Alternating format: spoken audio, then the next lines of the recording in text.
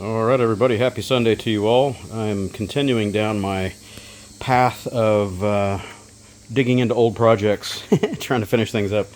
I've left too many things sitting too long, and this is one of them. The little 2007 Yamaha C3 50cc Scoot, otherwise known as the XF50W. You can see my project box over there on the ground, aptly labeled. Anyway, this thing's been sitting for another year and a half, and the fuel is all gelled up in it. It refuses to start. I would get the key and show you right now, but I left the key inside. It just cranks over, doesn't want to spin, so I'm going to drain this gas out, put some fresh fuel in it, try to fire it up, and then the project today is I'm going to remove my clean, nice, shiny cover that I got shortly after I got the Scoot a few years ago. I replaced it because this one had a few scratches on it in various places. They're probably not going to show up on camera here, but it's in good shape. It doesn't have any cracks. It was just scratched. But I did also get an OEM rack, and these things are really hard to find. It's been sitting in my project box forever. So what I'm going to do is drill the 4 holes in this cover, drill that out gently with a step bit, and put the rack on the rear of this and redo that. And I've also got new front plastics if I choose to put them on there. The front is pretty clean on mine. I don't think it's got any problems, but the rear cover for the front of the bike right here, mine has got old stickers and stuff on it, and it's getting kind of weathered, so I'll probably replace that. And then I'm going to clean up the very oxidized footwell, the center cover plastic, and put this thing back together, get it running on the road. So she's been sitting with almost a full tank of treated fuel in there, but you can tell it's getting kind of smarmy colored, and looks like I've got some floaters. They're not really showing up well on the camera because it's not focusing, but looks like there's some, you know, floaters and crap in there. So anyway, I'm going to suck that out with this topsider pump here, and if I can set this down, hold on, you can see the fuel cap is really corroded. That's ethanol damage there. The all this scale and oxidation and everything, that's moisture and ethanol damage. So what happens when I fire it up here, it just goes cranky, cranky, cranky, and never starts.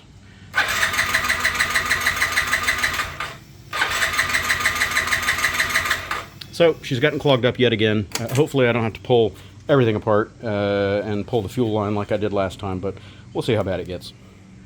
Alright, I sucked all the old fuel out of there. I don't know how well it's going to focus on camera, but yeah, it's a little dark and smarmy in there. If I can get this silly thing to focus. Focus, man, focus.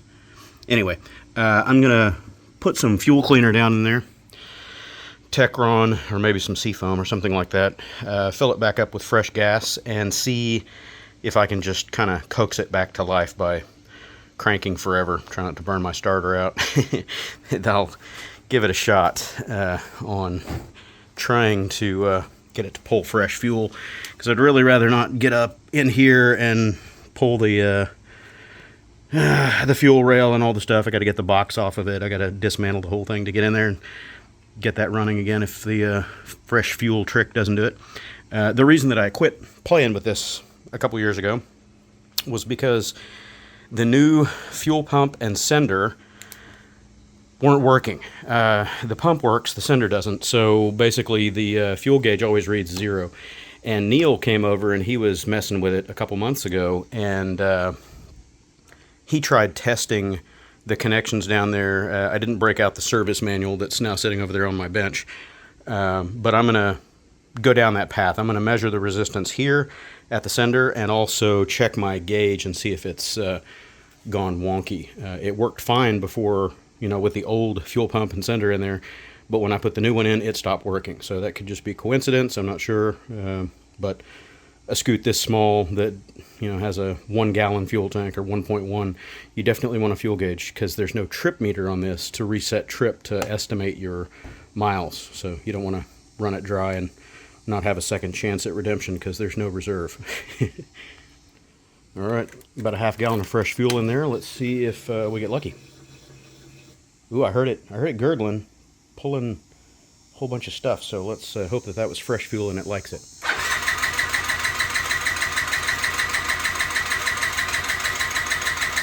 Not yet.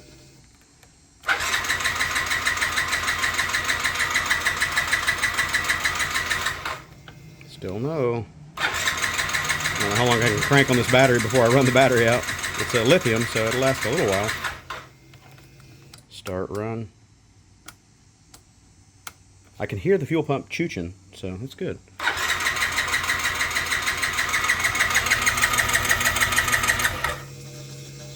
You can hear it. It's doing something, so it's trying to pull fuel.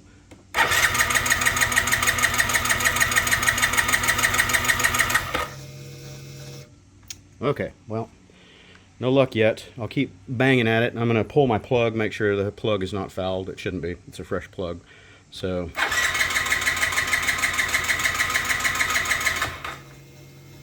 keep trying. Alright, I capped up the fuel tank because I'm going to do a spark test, and I'd rather not get myself a flash over here.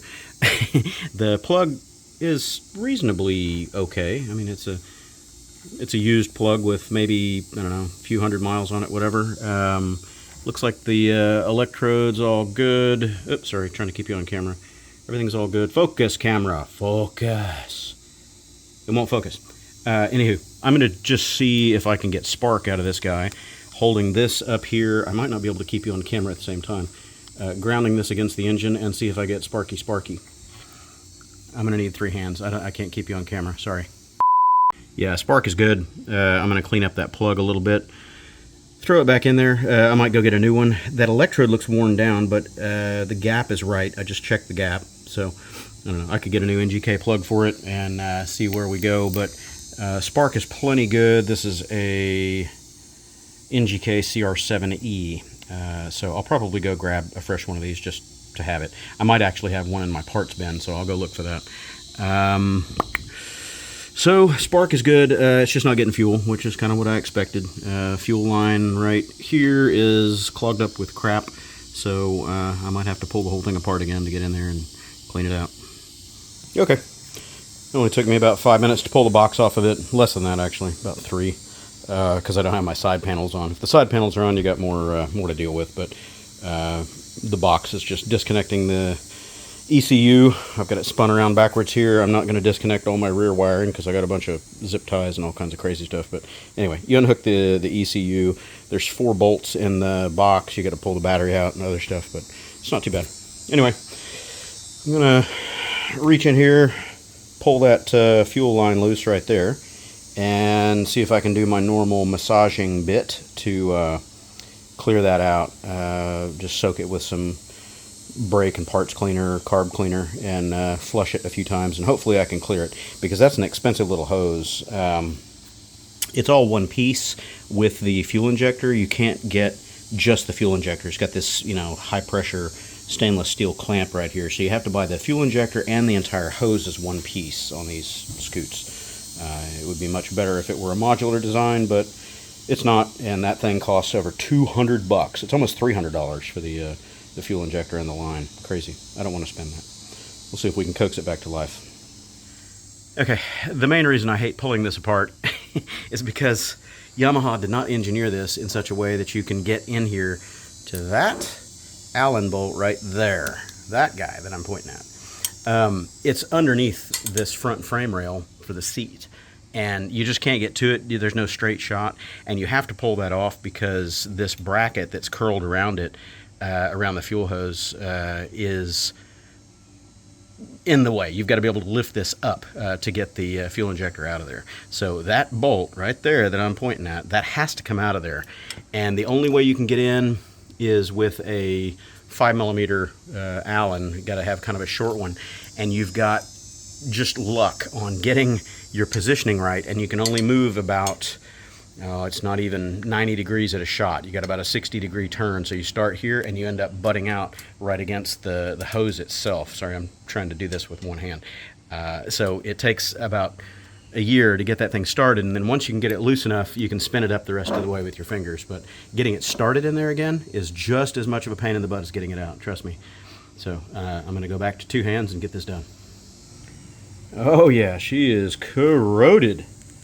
Look at that injector tip. That's what's leading down inside the intake there. I don't have my flashlight to shine in there, but I'm going to take a look down that. Wait, do I have my flashlight? No.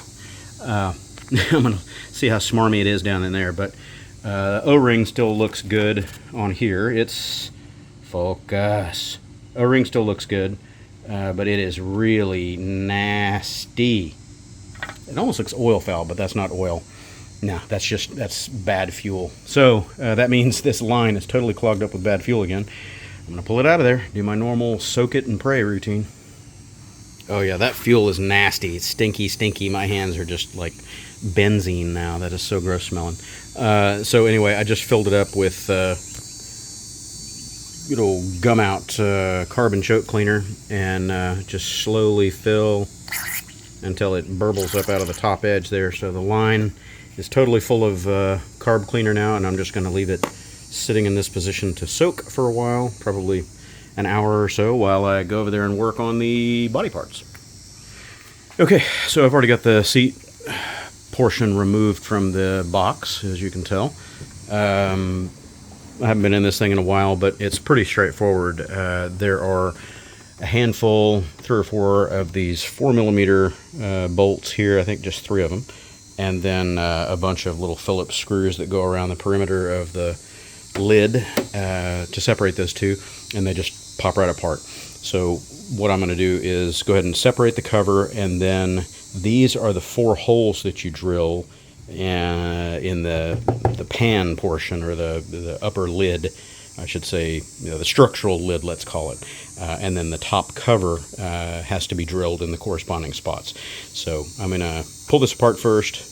Ignore my lighting, that's for underseat lighting that I never finished, but hopefully I'll get to it on this project. So we'll get this started.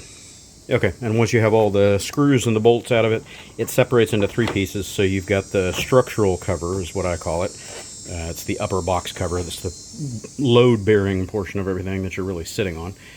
So that's out of the way. I'll put that down here. And then you've got the trim cover, the beauty cover, painted part, and the seat. So they're 3 separate pieces. This is all held together by that structural cover. So now comes the fun part. I'm going to put this one away because it's still rather pretty and doesn't have any scratches in it yet, and no holes. And I'm going to drill the holes in the old one, the original one. Probably take that sticker off of there while I'm at it, just because I don't like stickers. Okay, so here's the very detailed Yamaha instruction manual. 1 page, printed both sides, folded in half, so total of what, 4 pages? Anyway, there's the original part number, if that focuses. ABA-3B351-00-00. That is the OEM rack for the Yamaha C3 scooter. And they go through telling you, exactly how to take it apart, put it on a level surface, of course, because on its side doesn't work too well. Disassemble everything, and then they go through telling you where to square up your holes on the bottom, but it does have the cheater holes to get started, so I'll be careful about how I drill that, because that part I can't replace. I don't think they're available anymore. The top piece I probably could replace. I've got a spare one of those, but I'm going to mask off the surface of this with blue painter's tape and take it real easy so I don't gouge it up or take out too much material, screw up the paint, all that good stuff. It has these grommets. Where's my bag of stuff? It has these grommets that are supposed to fill in the holes so you don't get a lot of water intrusion coming through from the top onto the support plate underneath, but I'm not sure how well that'll work. We'll find out.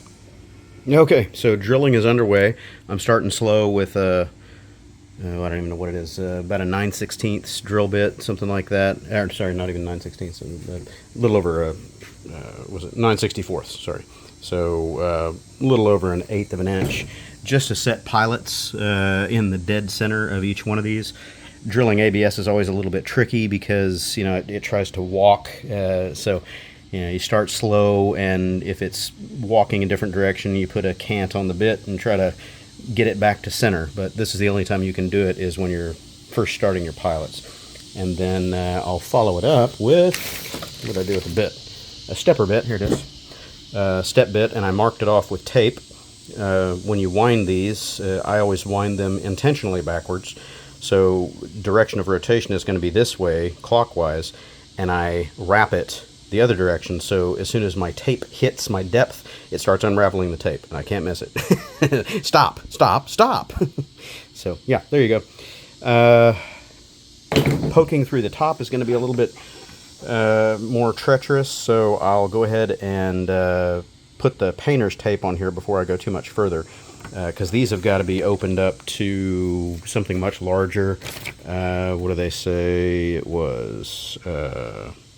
Looking. It says 14 millimeter holes on the top cover out to 22. So we have 14 millimeter holes on the bottom here, and then that enlarges to 22 on the top. So I'll reset my depth on the stepper for that top cover, and I'll drill it from the top through painter's tape to hopefully save the paint. We'll see if it works. My drilling was perfect. I'm so happy with myself. Hit the dead center of each one of those holes, enlarged them to 14 millimeter. When you use a step bit like that, it's a little bit tapered, so I went in on the top edge and just flushed it to the shoulders, so it's exactly 14 millimeters on both sides. So now it's assembling these little collars and spacers that go in there. The rubber grommet basically goes in, and then the collar is to prevent it from crushing flat. So put all those in there, and then I'm going to move on to drilling the top cover, which I have set over here waiting for the next more delicate phase of the operation. I forgot to mention, to save yourself a whole lot of trouble if you don't know this trick already, obviously I'm pressing out the little steel collars, removing them from the grommet, and then soak the grommet in Windex to be slippery, and just slather it up, and it'll pop right through those holes without any problem. Trying to put them in there dry or with the collars in there, that's not going to work. You okay? I'm ready to start tearing it up. I taped it over with 2 layers of blue painter's tape where the drill points are going to be, and just poked through from the bottom holes that were done in phase 1. It looks like everything is lined up, centered up, ready to go. So here comes the test. Can I keep it on track while I drill through? I will reset my depth gauge on the step bit that I have out to their designated, what do they say, 22 millimeter hole. Yeah, 22 millimeter hole. So I'll put calipers on that, figure out what the American equivalent is, because I don't do metric. I'm scared, man. I'm scared. That's the whole, can I get it on camera? That's the entire stepper bit, 22. Can't get the light. There it is, 22. It's the whole bit. I'm scared. I don't know if I want to do it. I'm having the jitters, man. So the whole bit is just a tiny bit over. I think what I'm going to do is drill up to that last step and just stop there and see if it works. It seems like a really big hole, man.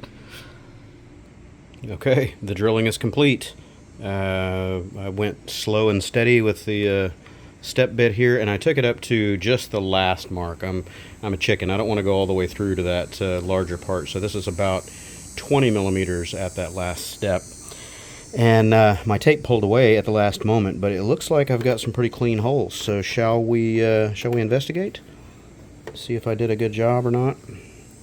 See if I can find the best one to pull up here. Pull slowly, that way I don't accidentally peel a whole bunch of fresh paint right off the plastic. Whoa, he did good, kids. He did real good. This one is a little oblong right there because this is a curved surface, and I came in from the bottom to kind of burnish out the hole, but it's pretty good. What I was doing is testing this spacer because this thing's got to come up all the way through the surface. And notice there's already a little bit of slop, and that's at 20 millimeters, not 22. So they're calling for really big friggin' holes. And the fact that these things are flat-sided means there's going to be a gap, which I don't really like. So I'm glad I stopped early at 20. So yeah, anywho, we'll put it all together, see how it looks. And I might end up getting some rubber washers or something, so I might actually over drill these to 22 or whatever it is, and then put in some rubber washers to fill the gaps and avoid rattles. We'll see how it works. Okay, so there's the rough fitting. I've got the 4 spacers on there through the grommets and the metal inserts with the washers on the bottom. Little button head bolts going in through there. So I've left them a little bit loose, about half a turn loose. That way I can align them in the top cover here and account for any deviation in my drilling. We'll see how it goes. Damn, I'm good. It's almost like I know what I'm doing. It's amazing. And I'm glad that I stopped at 19.5, 20 millimeter on the holes. They don't need to be 22 millimeter. I don't know what Yamaha is smoking. Apparently their pipe is a little bit fat right now. So yeah, 19 to 20 millimeter. If you ever do this, don't drill out to 22, because you're going to have these massive holes around these things that are just not necessary. So anywho, that's that. The rack is going to get fit right on top of there, like so. And I'll finish cinching the bolts down on the bottom once I get everything loose fit. And yeah, that's that. And I'm still deciding whether I want to take that never sit here sticker off. We'll find out. Okay, finished product. Super solid. It says you're not supposed to put more than 3 kilograms of weight on there, but yeah, we all know what everybody does with top boxes, right? I don't think I'm going to put a top box on here, but I'll probably put some kind of a roll bag across the back of that for my scooter camping. So anyway, yeah, it installed like a champ. Just follow their directions, and it works pretty well, minus the 22 millimeter hole size thing. I'm not sure what they're smoking there, but you only need about 19.5, 20 millimeters for those spacers to pop through, and it doesn't leave such a nasty, unsightly gap. And I figured out why they're flat-sided on these spacers. It's so you can put a 17 millimeter wrench on there and hold it still while you torque down your bolts. So smart engineering, just a little off on the instructions, I think. Okay, I've got it all loose fitted. Let's see if we have any luck. I don't have the box bolted down in here yet. It's still loose, but I've got the battery connected. ECU is reconnected. Fuel injector line is connected. Fuel pump, sender, all the good stuff. Pardon all my wiring and crap in the background here. Let's see if we have any luck. Spinning up. I heard some air come out of the line. Let's see what we get.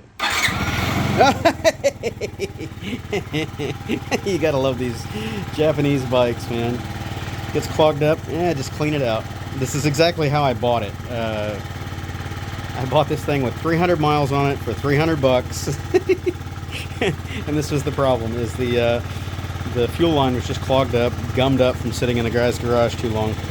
Brought it home, did this, cleaned out the tank, you know, the exact routine. So this will be its 3rd time through on the same procedure, because it's sitting too long in between. I'll try not to let it happen again. Yeah, so she doesn't smell great. I gotta run this old gas out of the system. That's reasonably clean, but whatever's still circulating in there is kind of stinky. So anyway, I'm gonna finish putting this together. I'm gonna clean up some of my wiring back here in the back for extra wiring that I'm not using anymore. I'm probably gonna put some different rear turn signals on it, because these are not sufficient. I've got a progressive rear turn signal lens there, and then these little bullets that are pretty bright, but I need something sticking out that gives me more rear-facing visibility. So anywho, I'm going to fix those up, do some other plastic tidbits that I wanted to do on this, and button it up, ride it around. Yeah, okay, working further down my troubleshooting list on the bike. When I mentioned earlier that the fuel gauge up there is not working, I was mad and suspecting that it was the fuel pump sender, the brand new, $200 and however much dollar fuel pump this was. I don't know if I'm going to be able to get you on camera and do this with one hand, but I've determined that the sender is okay. It's good. Let me see if I can get this set. I'll rejoin you. Okay, I give up. I'm not talented enough. I can't get my fingers to hold steady enough. It's jumping all over the place. When I get a good bite on it, I'm reading 7.8 ohms at a full tank, and that's right in spec with what the manual says, and finding it in the manual is near impossible. I'll show you where that is in a second. Anyway, I started doing the test a minute ago at like a half a tank, somewhere in that range, because I just put like a half gallon in there, and it was at 33 ohms steady, and then I filled it up full, and now it's at 7.8, 7.9. So yeah, it's definitely, the sender is working, so it's got to be the gauge. And I'll show you in the manual where you find it. It's a really stupid place. I searched forward and back in the manual for like ever. It's under the signaling system. Okay, thanks for that. You're troubleshooting signaling, and do the signals work? Yeah, the signals work fine, but then bam, I just saw a picture of a fuel pump. Oh, that's what I need to be looking at. And it's just right in the middle of testing for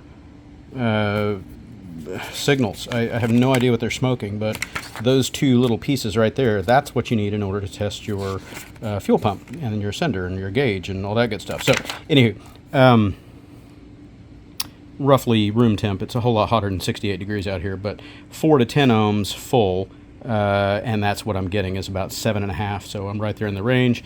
And at half a tank I was getting 33, so empty should read 90 to 100 ohms. So I know the sender's working, it's got to be the gauge. Let me tell you, I'm ready for fall. It's 100 degrees in my garage right now. So hot. Ready for this hot weather to be done. I'm ready for fall. All right, she's all buttoned up and back on the road. Got her all put together, polished up. Got the rear rack installed on the original lid. This lid has a couple of scratches and boogers. There's a scratch right there. It's kind of hard to see in the low light, but it's got some scratches on it here and there that I don't like, which is why I pulled it off of there. It's got a couple more over here, so yeah, maybe I can buff those out a little bit. But yeah, it's all back together, and I've got my courtesy lighting that I'll show you in a moment. Waiting for it to get a little bit darker out here. It's not quite dark enough yet. So the fancy underglow and box lighting so I can see what I'm doing at the campsite. Good stuff, man. LED, super low power draw. I could let these run probably, hours and hours and hours without running down the battery. But it's on a 10-minute timer.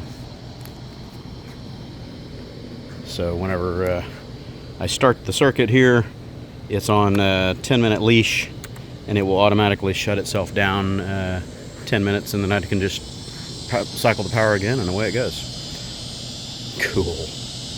Open up my own little beverage center here. Everybody says it looks like a cooler on wheels, so wet bar.